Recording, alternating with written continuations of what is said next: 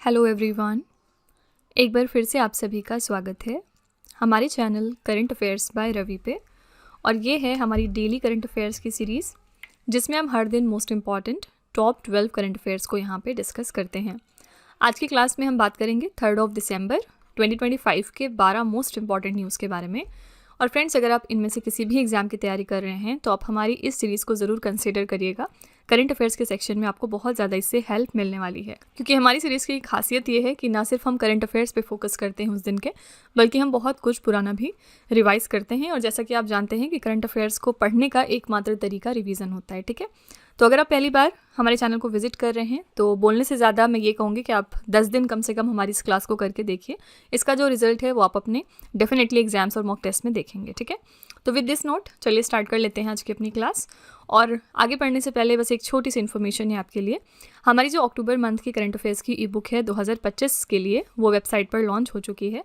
साथ ही अगर आप पिछले 10 महीने की करंट अफेयर्स का ई बुक चाहते हैं जिसमें जनवरी से लेकर अक्टूबर 2025 तक के सारे इंपॉर्टेंट करंट अफेयर्स हों, तो ये वाली ब्रह्मास्त्र PDF भी आपको मिल जाएगी हमारी वेबसाइट www.ravibooks.pdf.com पर। यहाँ पर आप देख सकते हैं कि ये छोटा सा सैम्पल है हमारी अक्टूबर मंथ की करंट अफेयर्स की ई बुक का। आप चेक करिए कि हर क्वेश्चन को हमने किस तरह से वेल एक्सप्लेन किया है। यहाँ पर important point, static GK, pictures और हाइलाइटर का यूज़ करते हैं ताकि आपको अच्छी अंडरस्टैंडिंग हो सके हर क्वेश्चन की, ठीक है। तो अगर आप इंटरेस्टेड हैं, अगर आप हमारी इन ई बुक्स को परचेज़ करना चाहते हैं तो ये वेबसाइट है, आप यहाँ पर जाकर इनको चेकआउट कर लीजिएगा। चलिए स्टार्ट कर लेते हैं आज की अपनी क्लास। और सबसे पहले हम क्विक रिवीजन करते हैं, यानी कि हम एक दिन पहले जो कुछ भी पढ़ते हैं उसको हम दोबारा से यहाँ पर सरसरी निगाह से देखते हैं, ठीक है। कल का हमने पहला क्वेश्चन किया था, इंटरपोल के नए अध्यक्ष कौन बन गए हैं, तो ये हैं लुकास फिलिप और ये फ्रांस को बिलोंग करते हैं। सेकेंड क्वेश्चन था, इंटरनेशनल एस्ट्रोनॉमिकल यूनियन ने किस ग्रह पर 3.5 अरब साल पुरानी क्रेटर का नाम प्रसिद्ध भारतीय भूविज्ञानी MS कृष्णन के नाम पर रखा है, तो ये मंगल ग्रह पर है।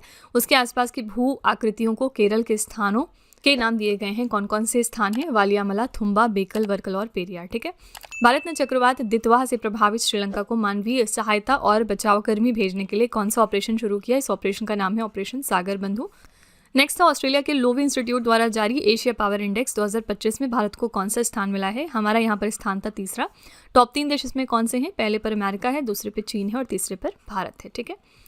नेक्स्ट है, दिसंबर 2025 में व्लादिमीर पुतिन की भारत यात्रा के दौरान भारत रूस वार्षिक शिखर सम्मेलन का कौन सा संस्करण आयोजित किया जाएगा? तो ये 23वां संस्करण होगा।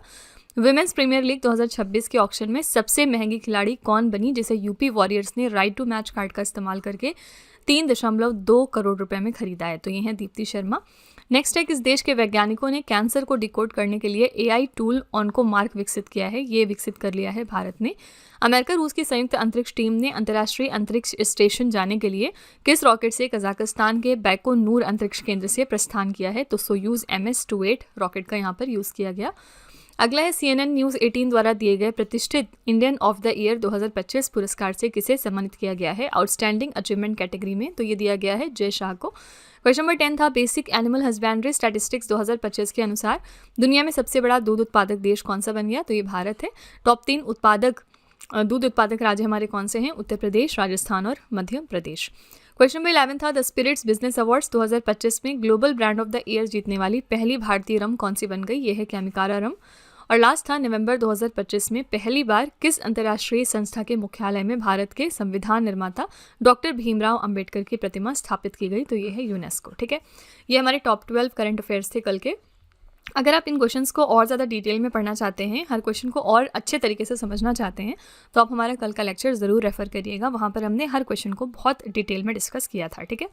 चलिए आज की अपनी क्लास पे आते हैं और देखते हैं कि पहला क्वेश्चन आज का क्या है। पहली न्यूज़ है, विश्व एथलेटिक्स पुरस्कार 2025 में वर्ष का सर्वश्रेष्ठ पुरुष एथलीट किसे चुना गया है? तो best male athlete of the year का खिताब किसे मिला है in the world athletics awards 2025? यहाँ पे आपका करेक्ट आंसर हो जाएगा मोंडो डुप्लांटिस, ठीक है। सी ऑप्शन करेक्ट है। यहाँ पे विश्व एथलेटिक्स पुरस्कार 2025 की बात करेंगे तो सर्वश्रेष्ठ पुरुष एथलीट साबित हुए हैं मोंडो डुप्लांटिस, ये स्वीडन को बिलोंग करते हैं। सर्वश्रेष्ठ महिला एथलीट साबित हुई सिडनी मैकलॉगलिन, ठीक है। राइजिंग स्टार का अवार्ड दिया गया चांग चियाले को, ये चीन की महिला हैमर थ्रो एथलीट हैं। और एडमंड सरम को, ये केन्या के पुरुष धावक हैं।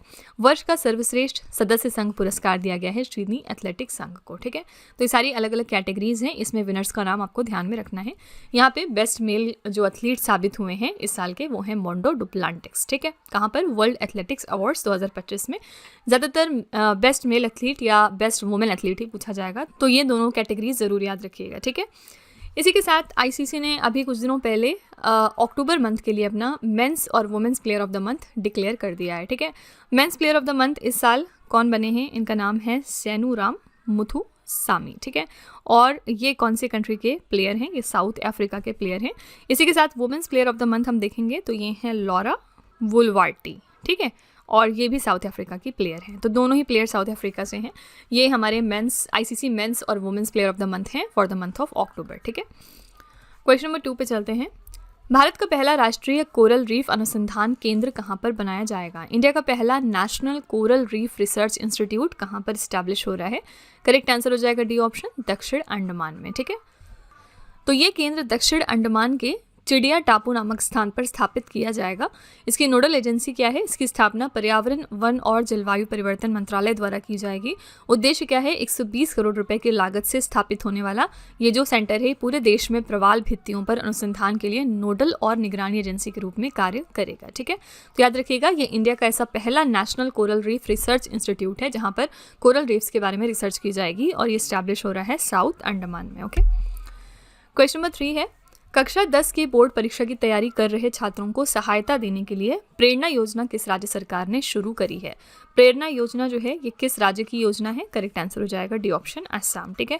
पर्पस क्या है? इससे जो भी क्लास 10 बोर्ड एग्जाम्स के एस्पिरेंट्स हैं, यानी जो बच्चे क्लास 10 बोर्ड एग्जाम्स की तैयारी कर रहे हैं, उनको हेल्प की जाएगी, ठीक है। तो असम के मुख्यमंत्री हैं हेमंत बिस्वा शर्मा और इन्होंने कक्षा 10 की बोर्ड परीक्षा की तैयारी कर रहे छात्रों के लिए प्रेरणा योजना की शुरुआत करी है। इस योजना के तहत हर कक्षा 10 के छात्र को परीक्षा समाप्त होने तक हर माह 300 रुपये पढ़ाई सामग्री और पोषण के लिए दिए जाएंगे, ठीक है। ये सहायता सभी छात्रों के लिए है और पारिवारिक आय से जुड़ी नहीं है, ठीक है। तो ये जो इनिशिएटिव है ये किस राज्य का है? असम सरकार का।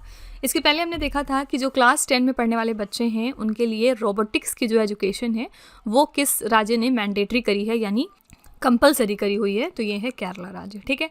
केरला राज्य ने अपने यहाँ पर क्लास 10 की एजुकेशन में रोबोटिक्स एजुकेशन को इंक्लूड करा हुआ है, ठीक है। इसी के साथ चलिए हम थोड़ी सी यहाँ पर राज्यों की योजना रिवाइज कर लेते हैं। ये 2025 की मोस्ट इंपॉर्टेंट योजनाएं हैं जो एग्जाम में पूछी जा सकती हैं। पहला है राहवीर योजना, ये मध्य प्रदेश की है। इंदिरा सौरगिरी जल विकासम योजना तेलंगाना सरकार की है। एती कोली दुती पात योजना असम की है। ग्राम पंचायत क्षेत्रों में रक्षा कर्मियों के घरों को संपत्तिकरण में पूर्ण छूट दे रहा है आंध्र प्रदेश। पंडित लक्ष्मीचंद कलाकार सामाजिक सम्मान योजना है हरियाणा सरकार की। ज्योति योजना है केरल की। बाल सुरक्षा राज्य कार्य योजना है केरला की। आयुष्मान वय वंदना योजना दिल्ली सरकार की है। कलई गनर कैबी नाई थिट्टम योजना तमिलनाडु की है। पिंक ई रिक्शा योजना है महाराष्ट्र सरकार की। अंत्योदय गृह योजना है उड़ीसा की। गरीबों को मुफ्त में बढ़िया चावल देने की योजना चलाई है तेलंगाना की सरकार ने। शिष्टाचार दस्ता योजना है दिल्ली पुलिस की। राजीव युवा विकासम योजना है तेलंगाना सरकार की। और महिला समृद्धि योजना जो है ये दिल्ली सरकार की है, ठीक है। ज़्यादातर जो आपके वनडे एग्जाम्स होते हैं उसमें सिर्फ इसी तरह से योजना का नाम और राज्य का नाम पूछ लिया जाता है। अगर आप किसी बड़े एग्जाम में बैठेंगे तो वहाँ पर फिर ये भी पढ़ना पड़ता है कि उस योजना में क्या चीज़ है, ठीक है। तो फिलहाल हम वनडे एग्जाम की तैयारी कर रहे हैं तो इतना ही काफ़ी है आपके लिए जानना। क्वेश्चन नंबर 4 पे चलते हैं। Sultan Azlan Shah hockey cup 2025 का खिताब किसने जीता है? Sultan Azlan Shah hockey cup 2025 जीत लिया है बेल्जियम की टीम ने, ठीक है। तो Sultan Azlan Shah hockey cup 2025 की बात करेंगे तो ये इसका 31वां संस्करण था। विजेता टीम रही बेल्जियम की, उपविजेता टीम थी भारत की। फाइनल स्कोर में बेल्जियम ने भारत को 1-0 से हराया था और ये इवेंट हुआ मलेशिया के इपोह में। ये बेल्जियम का पहला सुल्तान अजलान शाह कप खिताब है, इसलिए इंपॉर्टेंट है। भारतीय टीम को रजत पदक से संतोष करना पड़ा, ठीक है, क्योंकि हम बेल्जियम जो टीम थी उससे हार गए, ठीक है। यहाँ पे करेक्ट आंसर है बी ऑप्शन, बेल्जियम। इसी के साथ पिछले दिनों हमने दुलीप ट्रॉफी के बारे में भी पढ़ा था। कई सारे लोग तो ऐसे होंगे जिनको पता ही नहीं होगा दुलीप ट्रॉफी किस गेम से रिलेटेड है। कई बार एग्जाम में ये भी क्वेश्चन पूछा गया, तो क्रिकेट से, ठीक है। और दुलीप ट्रॉफी के इस साल विनर रहे हैं सेंट्रल जोन। इन्होंने इस इवेंट में किसको हराया है? साउथ जोन को, ठीक है। ये फैक्ट याद रखिएगा। क्वेश्चन नंबर 5 पे चलते हैं। किस राज्य ने 4 शताब्दी पुराने रथ जुलूस जगन्नाथ होटा प्रभाला तीर्थम को राजकीय उत्सव घोषित करने की मंजूरी दे दी है? कौन सा इंडिया का स्टेट है जिसने कि अनाउंस किया है कि ये जो 4 सेंचुरी पुराना प्रोसेशन है जगन्नाथ होटा प्रभाला तीर्थम, इसको स्टेट फेस्टिवल बनाया जाएगा? तो ये स्टेट फेस्टिवल बन रहा है आंध्र प्रदेश राज्य का। बी ऑप्शन करेक्ट हो जाएगा आपका। आंध्र प्रदेश के मुख्यमंत्री हैं एन चंद्रबाबू नायडू। इन्होंने 4 शताब्दी पुराने रथ जुलूस प्रभाला तीर्थम को आंध्र प्रदेश का राजकीय उत्सव घोषित करने के लिए सैद्धांतिक रूप से अपनी मंजूरी दे दी है। इस उत्सव में लगभग 11 गांवों से भगवान शिव के एकादश रुद्रों का प्रतिनिधित्व करने वाले विशाल अलंकृत प्रभलू लंबे रथिया स्तंभ जुलूस के रूप में निकाले जाते हैं। ठीक है, तो आंध्र प्रदेश का स्टेट फेस्टिवल अब बन रहा है ये बहुत पुराना रथ जुलूस, जिसका नाम है जगन्नाथ ओटा प्रभाला तीर्थम। ठीक है, तेलंगाना यहाँ ऑप्शन में है और तेलंगाना में एक फेमस फेस्टिवल मनाया जाता है, इसका नाम है बथुकम्मा। कई बार एग्जाम में पूछा गया कि बथुकम्मा कौन से स्टेट का फ्लावर वाला त्यौहार है। करेक्ट आंसर है तेलंगाना का। साथ ही इसको आंध्र प्रदेश के भी कुछ हिस्सों में मनाया जाता है, लेकिन प्रीडोमिनेंटली ये तेलंगाना का ही त्यौहार माना जाता है। ठीक है, क्वेश्चन नंबर 6 है, सैयद मोदी अंतर्राष्ट्रीय बैडमिंटन प्रतियोगिता 2025 में महिला डबल्स का खिताब किस जोड़ी ने जीता है। तो इंटरनेशनल बैडमिंटन टूर्नामेंट जो सैयद मोदी होता है 2025 का जो हुआ है, इसमें वुमेन्स डबल्स टाइटल कौन से जोड़ी ने जीता है। यहाँ पे करेक्ट आंसर हो जाएगा त्रिशा जॉली एंड गायत्री गोपीचंद। ठीक है, इनका पिक्चर यहाँ पर आप देख सकते हैं। तो त्रिशा जॉली और गायत्री गोपीचंद ने फाइनल्स में जापान की तनाबे और आसावा की जोड़ी को 17-21, 21-13 और 21-15 से हराकर ये खिताब अपने नाम कर लिया। और पुरुष एकल में विजेता रहे जेसन गुनावन, ये हांगकांग से हैं। महिला एकल में विजेता रही हेना अकेची, ये जापान से हैं। पुरुष युगल में विजेता थे कांग खाई जिंग और आरोन ताई मलेशिया से। ठीक है, ये इवेंट कहाँ पर हुआ है, भारत के लखनऊ में, और ये इस इवेंट का 14वां संस्करण था। ठीक है, तो यहाँ पर वुमेन्स डबल्स टाइटल जीता है त्रिशा जॉली और गायत्री गोपीचंद ने। क्वेश्चन नंबर 7 है, 56वें भारतीय अंतर्राष्ट्रीय फिल्म महोत्सव में लाइफ टाइम अचीवमेंट अवार्ड से किसे सम्मानित किया गया। 56th एडिशन था international film festival of India का इस साल, और इसमें लाइफ टाइम अचीवमेंट अवार्ड दिया गया है सी ऑप्शन रजनीकांत को। ठीक है, तो 56वां भारतीय अंतर्राष्ट्रीय फिल्म महोत्सव 20 से 28 नवंबर 2025 तक गोवा के पणजी शहर में आयोजित हुआ है, और इसमें कैटेगरीज हैं अलग अलग। इसमें विजेता देख लेते हैं एक बार। गोल्डन पीकॉक का अवार्ड जो है वो सर्वश्रेष्ठ फिल्म को दिया जाता है, और ये दिया गया वियतनाम की एक फिल्म थी जिसका नाम है स्किन ऑफ यूथ। ठीक है, इसके लिए निर्देशक ऐश मैफेयर और अभिनेत्री ट्रॉन क्वान को ये अवार्ड दिया गया था। ICFT यूनेस्को गांधी पदक मिला है फिल्म सेफ हाउस के लिए एरिक स्वेंसन को। सर्वश्रेष्ठ अभिनेत्री यानी महिला का सिल्वर पीकॉक पुरस्कार दिया गया जारा सोफिया ओस्तान को लिटिल ट्रबल गर्ल्स के लिए। सर्वश्रेष्ठ अभिनेता पुरुष का सिल्वर पीकॉक पुरस्कार मिला है फिल्म ए पोएट के लिए उबेमा रियोस को। स्पेशल जूरी पुरस्कार दिया गया अकिनोला डेविस जूनियर को, ये निर्देशक हैं। सर्वश्रेष्ठ नवोदित निर्देशक का अवार्ड दिया गया करण सिंह त्यागी को केसरी चैप्टर 2 के लिए।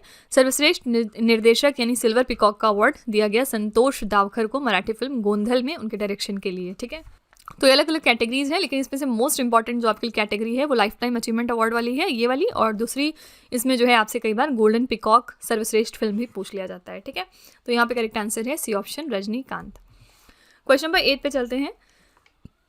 भारतीय मानक ब्यूरो द्वारा जारी किए गए नए भूकंपीय जोनेशन मानचित्र में पहली बार नवनिर्मित जोन 6 में किस प्रमुख भौगोलिक क्षेत्र को शामिल किया गया। तो कौन सा एक मेजर ज्योग्राफिकल रीजन है जिसको इंक्लूड कर लिया गया है पहली बार जोन 6 में in the new seismic zonation map, जिसको कि ब्यूरो ऑफ इंडियन स्टैंडर्ड ने हाल ही में रिलीज किया है। करेक्ट आंसर हो जाएगा संपूर्ण हिमालय चाप। ठीक है, द इंटायर हिमालयन आर्क, ये वाला पोर्शन। ओके, तो भारतीय मानक ब्यूरो द्वारा जारी भूकंप डिजाइन कोड के संशोधित संस्करण में देश में पहली बार जोन 6 नामक एक नई उच्चतम भूकंपीय जोखिम श्रेणी बनाई गई, और इस नए जोन 6 में संपूर्ण हिमालय चाप को शामिल कर लिया गया है। पहले क्षेत्र जोन 4 और जोन 5 में विभाजित था, लेकिन अब इसको कम्प्लीटली एक अलग कैटेगरी दी गई है जोन 6 के नाम से। ठीक है, तो याद रखिएगा ये जो पूरा इंटायर हिमालयन आर्क है आपका, ये आता है जोन 6 में, जो नई सिस्मिक जोनेशन मैप रिलीज करी है BIS में, उसके अकॉर्डिंग। ठीक है, यहाँ पे ब्यूरो ऑफ इंडियन स्टैंडर्ड की बात करेंगे तो हेडक्वार्टर इसका कहाँ पर है, नई दिल्ली में। क्वेश्चन नंबर 9 पे चलते हैं। यूनेस्को कार्यकारी बोर्ड 2025 से 29 के लिए किस एशियाई देश को पुनः निर्वाचित किया गया है। कौन सी एशियन कंट्री है जिसको री इलेक्ट कर लिया गया है यूनेस्को के एग्जीक्यूटिव बोर्ड में for the 2025 to 2029 term. Correct answer हो जाएगा यहाँ पर ए ऑप्शन भारत। ठीक है, तो भारत को 2025 से 29 अवधि के लिए पुनः यूनेस्को कार्यकारी बोर्ड का सदस्य चुन लिया गया है, और यूनेस्को कार्यकारी बोर्ड संगठन के 3 प्रमुख संवैधानिक इकाइयों में से एक है, जिसका कार्य है यूनेस्को के कार्यक्रमों और बजट के क्रियान्वयन की निगरानी करना। कार्यकारी बोर्ड में 58 सदस्य राष्ट्र शामिल होते हैं, जिन्हें सामान्य सम्मेलन द्वारा 4 वर्षों के लिए चुना जाता है। ठीक है, तो यहाँ पर याद रखिएगा कि इन 4 सालों के लिए यानी 2025 से 29 का जो टेन्योर रहने वाला है, उसके लिए इंडिया को एक बार फिर से री इलेक्ट किया गया है यूनेस्को के एग्जीक्यूटिव बोर्ड में। ओके, यूनेस्को का हेडक्वार्टर कहाँ पर है, फ्रांस के पेरिस शहर में। साथ ही यूनेस्को के बारे में एक और कौन सा इंपॉर्टेंट करंट अफेयर्स हम जानते हैं। यूनेस्को के नए जो डायरेक्टर जनरल हैं वो कौन बन गए हैं, इनका नाम है खालिद अल एनानी, ठीक है, इसी साल ये बने हैं। और ये कौन से देश को बिलोंग करते हैं, इजिप्ट देश को। इसी के साथ ये पहले इजिप्शियन है, यानी पहले इजिप्ट के पर्सन है जिनको कि डायरेक्टर जनरल बनाया गया है यूनेस्को का, ठीक है। क्वेश्चन नंबर 10 है, किस राज्य ने भैंसों की लड़ाई मोह जुज प्रारंभ करने के लिए जानवरों पर क्रूरता की रोकथाम बिल 2025 को पारित किया है। कौन सा स्टेट है जिसने पास किया prevention of cruelty to animals bill 2025, जिसके बाद इन्होंने बुफेलो फाइट्स को अलाउ कर दिया है, इसका नाम है मोह जुज। यहाँ पे आपका करेक्ट आंसर हो जाएगा ए ऑप्शन, असम स्टेट, ठीक है। तो असम राज्य ने भैंसों की लड़ाई मोह जुज को अनुमति देने के लिए पशु क्रूरता निवारण विधेयक 2025 पारित कर दिया है। ये विधेयक भैंसों की लड़ाई को पशु क्रूरता कानून के दायरे से बाहर रखता है, ठीक है, जो माघ बिहू उत्सव के दौरान आयोजित करी जाती है। तो बेसिकली इस इवेंट को इन्होंने इस बिल से बाहर रखा ताकि ये ऑर्गेनाइज किया जाए माघ बिहू उत्सव के दौरान, जो कि असम का एक बहुत फेमस त्यौहार है, ठीक है। बिहू के बारे में मैंने आपको बहुत बार बताया है कि 3 तरह के बिहू होते हैं जो मनाए जाते हैं असम राज्य में। पहला हो गया माघ बिहू, दूसरा हो गया बोहाग बिहू और तीसरा हो गया काटी बिहू, ठीक है। और ये तीनों जो बिहू हैं अलग अलग मंथ में होते हैं। पहला है माघ बिहू जनवरी में मनाया जाता है, बोहाग बिहू अप्रैल के आसपास मनाया जाता है और काती बिहू अक्टूबर में, ठीक है। तो ये अलग अलग 3 बार पूरे साल में बिहू के त्यौहार हैं जो मनाए जाते हैं असम राज्य में। क्वेश्चन नंबर 11 है, कौन सा देश सबसे अधिक वोटों के साथ 2026 से 27 के लिए अंतर्राष्ट्रीय समुद्री संगठन परिषद के लिए फिर से चुन लिया गया है। कौन सी कंट्री है जिसको री इलेक्ट किया गया इंटरनेशनल मैरीटाइम ऑर्गेनाइजेशन काउंसिल में for 2026 to 27 with the highest number of votes. यहाँ पे करेक्ट आंसर हो जाएगा ए ऑप्शन, भारत, ठीक है। तो भारत को अंतर्राष्ट्रीय समुद्री संगठन की परिषद की श्रेणी बी के लिए फिर से चुन लिया गया। चुनाव में कुल 169 वैध मतों में से 154 मत भारत के पक्ष में थे। परिषद का जो कार्यकाल है वो 2026 से 27 के लिए होने वाला है। अंतर्राष्ट्रीय समुद्री संगठन की बात करेंगे तो इसकी स्थापना हुई थी 17 मार्च 1948 को। मुख्यालय इसका कहाँ पर है, यूनाइटेड किंगडम के लंदन में। प्रमुख महासचिव इसके हैं आर्सेनियो डोमिंगोएस। सदस्य देश इसमें 176 हैं प्लस 3 इसमें सहयोगी सदस्य देश भी इंक्लूडेड हैं, ठीक है। तो यहाँ पे याद रखिएगा कि भारत को एक बार फिर से चुन लिया गया है इंटरनेशनल मैरीटाइम ऑर्गेनाइजेशन काउंसिल में for 2026 to 2027। International maritime organisation का हेडक्वार्टर कहाँ पर है, इसका हेडक्वार्टर है लंदन में, ठीक है। क्वेश्चन नंबर 12 पे चलते हैं। सेंट्रल ग्राउंड वाटर बोर्ड की सालाना ग्राउंड वाटर क्वालिटी रिपोर्ट 2025 के अनुसार भारत में भूजल में सबसे अधिक व्यापक रूप से फैला हुआ प्रदूषक कौन सा है। तो सेंट्रल ग्राउंड वाटर बोर्ड की annual ground water quality report release हो गई है 2025 के लिए। इनके मुताबिक ग्राउंड वाटर में यानी जो ज़मीन के नीचे पानी होता है उसमें सबसे ज़्यादा पॉल्यूटेंट किस चीज़ का देखा गया, तो नाइट्रेट का, ठीक है। नाइट्रेट पॉल्यूटेंट सबसे ज़्यादा था ग्राउंड वाटर में। इस रिपोर्ट के अनुसार भारत में लगभग 20% नमूनों में नाइट्रेट की मात्रा WHO और BIS द्वारा निर्धारित 45 mgl की सीमा से अधिक पाई गई, ठीक है, यानी कि 45 mg हो सकता है 1 लीटर में। इसका मुख्य कारण मानवीय गतिविधियां हैं, जैसे कि उर्वरकों का अत्यधिक उपयोग यानी फर्टिलाइजर्स का जो हम यूज़ करते हैं, और सीवेज व पशु अपशिष्ट का भूजल में रिसना, ठीक है। राजस्थान में 41.6%, हरियाणा में 21.82% और पंजाब में 11.24% नमूनों में 1.5 मिलीग्राम पर लीटर से अधिक फ्लोराइड का स्तर देखा गया। पंजाब में यूरेनियम संदूषण की तीव्रता सबसे अधिक दर्ज की गई है। मानसून से पहले ये वैल्यू थी 53.4% और मानसून के बाद सांद्रता बढ़कर 62.5% हो गई, ठीक है। वैल्यू ऑल्दो आपको याद रखने की कोई ज़रूरत नहीं है, वैल्यू आपसे एग्जाम में कभी नहीं पूछा जाएगा, सिर्फ आपको थोड़ा सा पता होना चाहिए कि कहाँ पर ज़्यादा कहाँ पर कम है। तो याद रखिएगा कि नाइट्रेट पॉल्यूटेंट सबसे ज़्यादा पाया गया है ग्राउंड वाटर में हमारे, ठीक है। साथ ही ये याद रखिएगा कि पंजाब का जो पानी है it is the most polluted compare to the whole country. यहाँ पर सबसे ज़्यादा पॉल्यूटेड पानी पाया गया है, ओके। तो फ्रेंड्स ये हमारे टॉप 12 करंट अफेयर्स थे आज के, और हमेशा की तरह लास्ट में हम आपके लिए एक छोटा सा टेस्ट रखते हैं जो इसी वीडियो पर बेस्ड होता है। आज का पहला क्वेश्चन है आपके लिए, कक्षा 10 बोर्ड परीक्षा की तैयारी कर रहे छात्रों को सहायता देने के लिए प्रेरणा योजना की शुरुआत किस राज्य सरकार ने करी है। दूसरा प्रश्न है, Sultan Azlan Shah hockey cup 2025 का खिताब किस टीम ने जीत लिया है। और तीसरा प्रश्न है, यूनेस्को कार्यकारी बोर्ड 2025 से 29 के लिए किस एशियाई देश को पुनः निर्वाचित किया गया है, ठीक है। तो फ्रेंड्स ये 3 क्वेश्चंस आपके लिए हैं एज अ होमवर्क, और इनका जो जवाब है वो आपको कमेंट में जाके लिखना है। इसी के साथ फ्रेंड्स हमारी क्लास यहाँ पर एंड होती है। आई रियली होप कि आपको हमारी क्लास पसंद आई होगी। आप अपना फीडबैक कमेंट में ज़रूर लिखिएगा। साथ ही अगर आपका कोई सजेशन है तो आप वो भी कमेंट में डाल सकते हैं, हम उसको रिव्यू करेंगे, ठीक है। तो इसी तरह के बेस्ट क्वालिटी कंटेंट और अच्छी प्रिपरेशन के लिए हमारे चैनल के साथ जुड़े रहिए। मिलते हैं अगली क्लास में एक और इम्पॉर्टेंट टॉपिक के साथ। Till then stay tuned. Thank you so much for watching. Also don't forget to like, share and subscribe our channel. Friends, यहाँ पे वीडियो को एंड करने से पहले मैं आपको एक छोटी सी इन्फॉर्मेशन दे दूँ कि अगर आप इंग्लिश मीडियम में ज़्यादा कंफर्टेबल हैं, यानी कि अगर आप करंट अफेयर्स को और स्टैटिक जीके को इंग्लिश मीडियम में पढ़ना प्रेफर करते हैं, तो इसके लिए आप हमारे चैनल रवि अदिति क्लासेस को सब्सक्राइब कर सकते हैं। इसके अलावा अगर आपको बुक्स चाहिए प्रिंटेड फॉर्मेट में, तो ये आपको मिल जाएगी हमारी वेबसाइट www.raviaditipublication.com पर, और ये आपके घर तक भी डिलीवर की जाएंगी। तो फिलहाल आपके लिए हमने लॉन्च किया है जीएस का one liner 25,000 plus exam fact का बुक, जहाँ पर सभी इंपॉर्टेंट क्वेश्चंस को हमने कवर किया है। साथ ही यहाँ पे आपको जनरल साइंस, जीके और एनसीईआरटी के नोट्स वगैरह भी मिल जाएंगे। इसके अलावा अगर आपको ई बुक्स चाहिए तो ये आपको ईमेल के थ्रू इंस्टेंटली डिलीवर की जाएगी, और ये मिलेगी आपको हमारी वेबसाइट www.ravibookspdf.com पर। तो यहाँ पर आप देख सकते हैं कि जनवरी से लेकर मई, यानी कि लास्ट 5 मंथ का करंट अफेयर्स का ई बुक हमने लॉन्च किया है आपके लिए। इसके अलावा मंथली और ईयरली ई बुक्स भी मिल जाएंगी। साथ ही 11,000 प्लस जीके जीएस का बुक भी आपके लिए अवेलेबल किया गया है। ठीक है, तो अगर आपको इनमें से कोई भी ई बुक चाहिए तो इस वेबसाइट पर जाके आप इनको परचेज कर सकते हैं। साथ ही ये हमारा मोबाइल एप्लीकेशन है जिसका नाम है रवि स्टडी ऐप। अगर आपको इस वीडियो का फ्री पीडीएफ चाहिए तो आप यहाँ पर जाके इसको डाउनलोड कर सकते हैं। इस एप्लीकेशन में और भी चीज़ें हैं आपके लिए, जैसे कि जीएस की टेस्ट सीरीज़, करंट अफेयर्स के नोट्स, यूट्यूब के वीडियो नोट्स, करंट अफेयर्स की ई बुक्स, जीके जीएस की ई बुक्स एटसेट्रा। ठीक है, तो आप इस एप्लीकेशन को डाउनलोड करके फर्दर एक्सप्लोर कर सकते हैं। और सभी वीडियोस और ई बुक से रिलेटेड जो अपडेट्स हैं वो आपको मिलेगी हमारे Telegram channel current affairs by Ravi पर। तो इसको भी आप ज़रूर ज्वाइन कर लीजिएगा, जिससे कि आप हमारे सारे न्यू लॉन्चेस से अपडेटेड रहें। ठीक है।